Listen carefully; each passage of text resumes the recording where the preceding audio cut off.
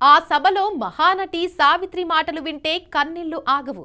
దేవత అని పొగడొద్దు, అవకాశాలు ఇవ్వండి అంటూ ఆవేదన. భారతీయ సినీ చరిత్రలో ఎందరో గొప్ప నటీమణులు వచ్చినప్పటికీ మహానటి అనే బిరుదు ఒక్క సావిత్రికే శాశ్వతంగా దక్కింది.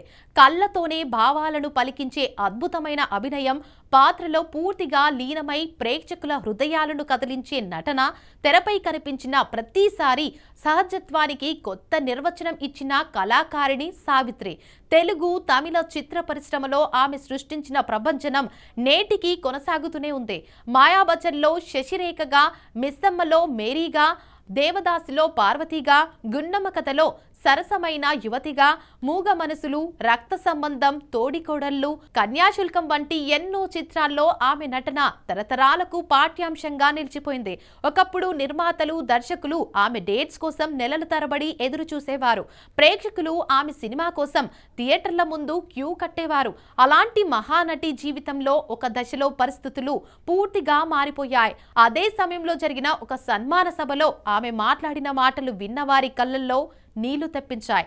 1977 సెప్టెంబర్ 15న చెన్నైలోని సబేరా హోటల్లో ప్రముఖ సాంస్కృతిక సంస్థ కళాసాగర్ ఆధ్వర్యంలో మహానటి సావిత్రికి అపూర్వ సన్మానం నిర్వహించారు. అది కేవలం ఒక అవార్డు కార్యక్రమం కాదు.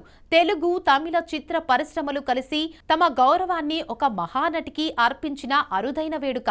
ఆంధ్రప్రదేశ్ ముఖ్యమంత్రి జలగం వెంగళరావు సతీ సమేతంగా ఈ కార్యక్రమానికి హాజరై సావిత్రిని ఘనంగా సత్కరించారు. కార్యక్రమానికి ఎన్టీఆర్, ఏఎన్ఆర్ అనివార్య కారణాల వల్ల హాజరు కాలేకపోయినా సినీ పరిశ్రమకు చెందిన ఎందరో ప్రముఖులు విచ్చేసి ఆమెకు తమ అభిమానాన్ని చాటుకున్నారు.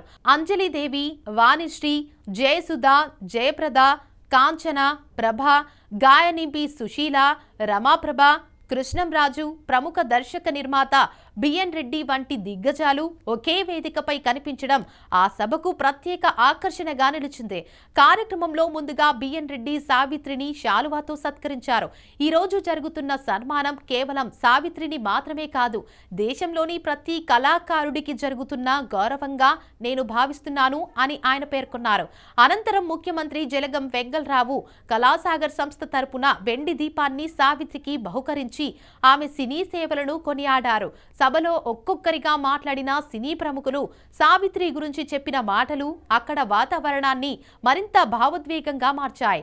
ఇక వాణిశ్రీ పట్టుచీరతో పాటు బంగారు నెక్లెస్ ను బహుకరిస్తూ సావిత్రి గారు నాకు కేవలం ఒక గొప్ప నటి మాత్రమే కాదు, ఆమె నా నటనా ప్రయాణానికి మార్గం చూపిన దేవత.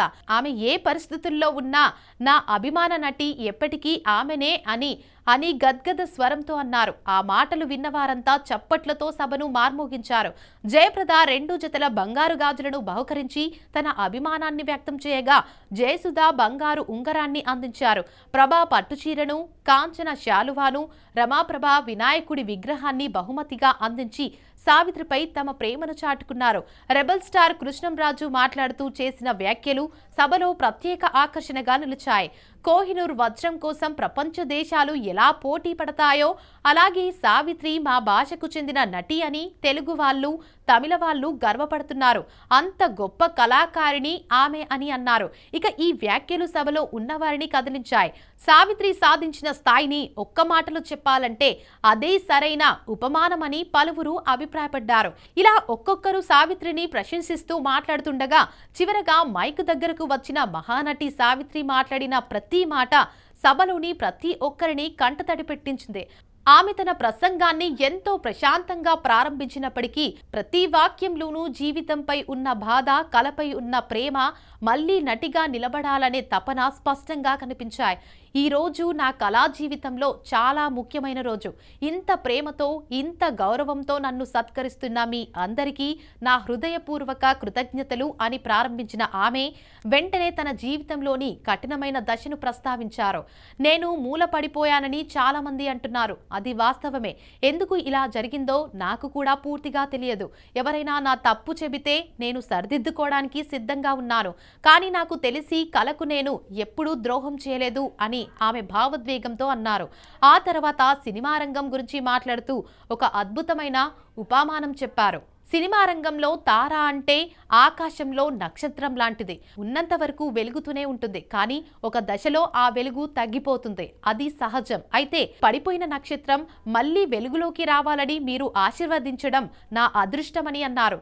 ఇక ఈ మాటలు విన్నవారిలో చాలా మంది కంటతడి పెట్టారని ఆ సభకు హాజరైన వారు తర్వాత గుర్తు చేసుకున్నారు. ఆ తర్వాత ఆమె చెప్పిన ఒక మాట మాత్రం నేటికి సినీ అభిమానులను కదిలిస్తూనే ఉంటుంది. నన్ను దేవత అని పొగడడం కంటే నాకు కొన్ని అవకాశాలు ఇవ్వండి, అదే నాకు నిజమైన గౌరవం, అదే నాకు నిజమైన సంతోషమని ఆమె చేసిన విజ్ఞప్తి అక్కడి వాతావరణాన్ని ఒక్కసారిగా నిశ్శబ్దంగా మార్చింది. ఒకప్పుడు పరిశ్రమలో అత్యంత బిజీ హీరోయిన్ గా వెలిగిన నటి అవకాశాల కోసం ఇలా వినమ్రంగా కోరుకోవడం అక్కడున్న ప్రతి ఒక్కరిని కలిచివేసింది. అంతేకాదు, తాను అప్పట్లో దేవదాసు మళ్లీ పుట్టాడు చిత్రంలో నటిస్తున్నానని చెబుతూ ఆ సినిమా చూసిన తర్వాత సావిత్రి మళ్లీ పుట్టిందని అందరూ అంటారని నేను ఆశిస్తున్నాను అని చిరునవ్వుతో చెప్పారు. తనపై ఇంకా నమ్మకం ఉందని, నటిగా ఇంకా చేయగలననే విశ్వాసం తనలో ఏమాత్రం తగ్గలేదని ఆమె మాటల్లో స్పష్టంగా కనిపించింది. తన ఆత్మకథ గురించి కూడా ఆమె ఆసక్తికర వ్యాఖ్యలు చేశారు. చాలా మంది నా జీవిత కథ రాయమంటున్నారు. నిజం చెప్పాలంటే నా జీవితాన్ని నాలా నిజాయితీగా రాయగలిగేవారు ఎవరూ లేరనుకుంటాను, కానీ నేను నిజాలు రాస్తే పెద్దవాళ్ళు, చిన్నవాళ్ళు చాలా మంది ఇబ్బంది పడే అవకాశం ఉంది. అయినప్పటికీ అవకాశం దొరికితే తప్పకుండా రాస్తాను అని ఆమె అన్నారు. ఈ వ్యాఖ్యలు అక్కడున్న సినీ ప్రముఖులను ఆశ్చర్యానికి గురిచేశాయి. ఇక ఆ సభ ముగిసే సమయానికి సావిత్రి కేవలం ఒక గొప్ప నటిగా మాత్రమే కాదు, జీవితంలో ఎన్నో ఒడిదుడుకులు ఎదుర్కొన్న, కళపై ప్రేమను కోల్పోయి నిజమైన కళాకారిణిగా అందరి మనసుల్లో మరింత ఉన్నత స్థాయిని సంపాదించారు.